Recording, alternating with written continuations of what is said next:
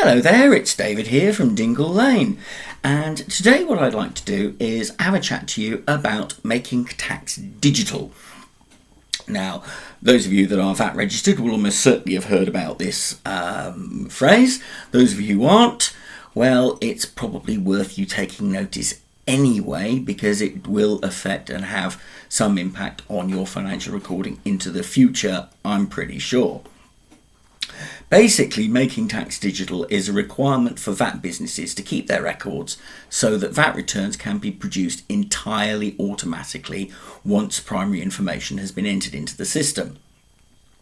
It also requires that any information in your accounting system must be maintained through a consistent digital journey so that data for your VAT return needs to be digitally linked. As a legal requirement. Digital linking, lovely HMRC phrase, which I'll come to in a moment. Now, for various reasons, the Revenue has allowed a soft landing period for their making tax digital requirement. Basically, it meant that they weren't going to rigorously enforce the requirements. They weren't going to penalise businesses until the beginning of April 2020.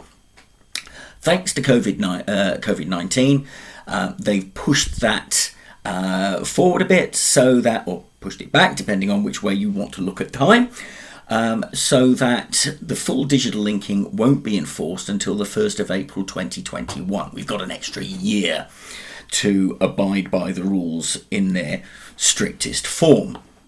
That said, one of the things that I'm talking to with my clients is to really encourage them to apply the full set of rules as soon as possible. And that includes those businesses that are not VAT registered. Why? Well, firstly, because I think it's actually really good accounting practice. It does make life an awful lot easier for you to prove anything's going on in the event of an investigation by the Revenue for your corporation tax, for your income tax, things like that. It also means that you get into the discipline of making sure that your accounting system is robust, you've got all your records in place, you've got all your receipts in place, so on and so forth. It's just good accounting practice. It then enables you to make use of that data in a much more structured and coherent way. And as you'll know, one of the things I'm very hot on is not just churning out accounting data for the sake of churning out your VAT returns in your annual accounts, but actually using that data as a way of gaining management information so that you can really drill down on what's going on in your business, drive your business forward, make those changes and those amendments at the earliest possible opportunity so that your business is as successful as it possibly can be. And that's ultimately what it's all about from my point of view. And it just so happens that the Revenue's legal requirements are forcing businesses to do this. Mine as an accountant's point of view is, let's use that as an excuse to really make use of our data and think about what account systems we're using, what data we're extracting from it, how we're using that data, and so on and so forth. So how does making tax digital affect your accounting records? Well, the system doesn't affect how you produce, receive, or store your invoices, your receipts, and your other documents in many ways. You can still continue to issue and receive paper documents. What matters for making tax digital is how you record and store and process the information once it hits your accounting system. That's where making tax digital matters. And specifically, you have to store your accounting data, your receipts, and all the rest of it digitally. Now, there are, of course, plenty of apps that allow you to snap and record invoices on the go. Make sure you're using those. Capture all your receipts so that they can be imported into your accounting system. Some of them are a little bit cumbersome, but many of them link very nicely into your accounting software, depending on the provider that you're using. Now, under the MTD rules, one of the key things that's important is that you cannot manually start to adjust and transfer data between accounting systems. The key principle within the Making Tax Digital system, Making Tax Digital universe, is that your data has to be digitally linked. Now, there's no plain English definition of digitally linking data, but the revenue describes what they mean by it in a number of different ways. Basically, data transfer, data exchange within and between software programs, between applications, between products that make up functional compatible software must be digital, where the information continues to form part of the digital records. Long blurb. Fred, I had to read that for the Inland Revenue's point of view.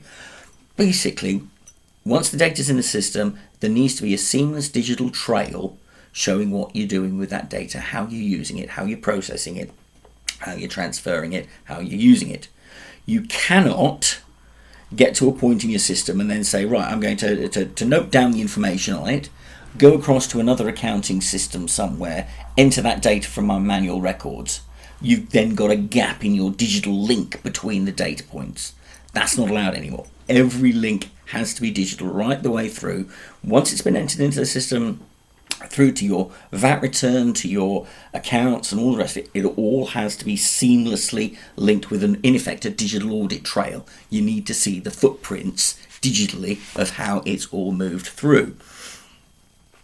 Each piece of software needs to be digitally linked to other pieces of software, so that once you put it in, once you've done digital maintenance, if you do any transfer, capture, modification of the data, it's all done on the computer system and linked, so you can see how the audit goes on. So as I say, noting down invoices, for example, in one ledger and using that handwritten information to manually update another part of the accounting software, not allowed. It has to be a purely digital link. And there are no plans to make exceptions for businesses which operate through separate branches or divisions, but then use a single combined VAT return. All the branches and divisions need to come and link in together seamlessly as part of your digital process. Okay, that's a critical bit.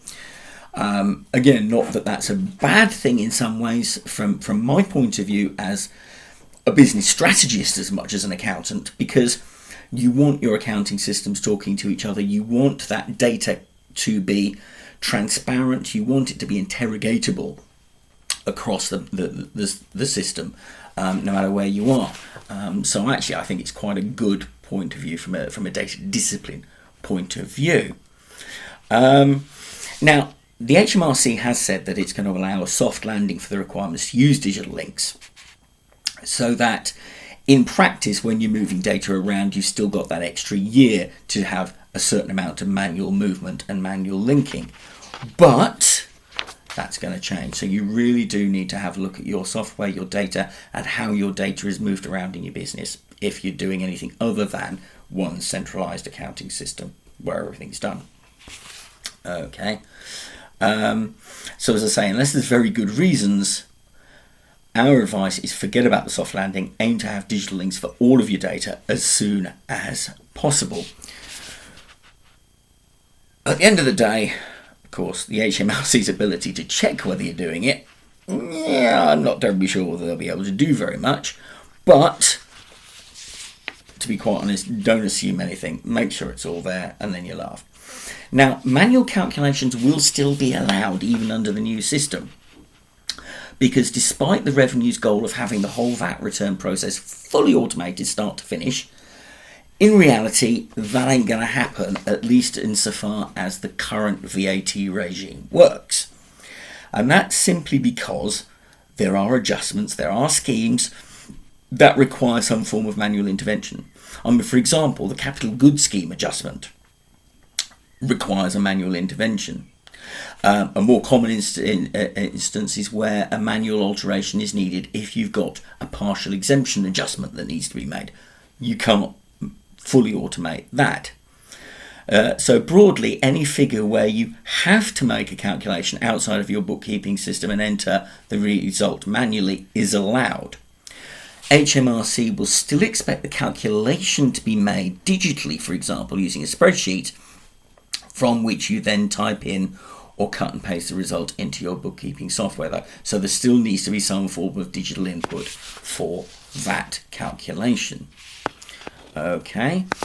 Now, in terms of making mistakes in the system, the rules for correcting errors in a return which have been submitted are the same under Making Tax Digital as they are now.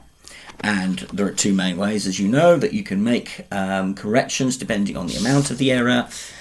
Where the total of VAT under or overstated in an earlier return is no more than £10,000, then basically you just correct it in a subsequent VAT return by an adjustment, or where appropriate, recording the admitted transactions. Where the adjustment is greater than £10,000, you've got to report details of the error to the revenue in a letter or using Form 652 and paying any VAT owed or reclaiming a repayment. Make sure, of course, that any correction using that method, the 652 form method, is outside your digital records, and so the transactions involved must not be included in the data that you subsequently report under Making Tax Digital. Bit of a verbal diarrhea. Basically what it's saying is make sure that you've got good accounting software in place. You're going to start to need it. Even if you're not VAT registered, the revenue is moving towards digitising tax across the piece.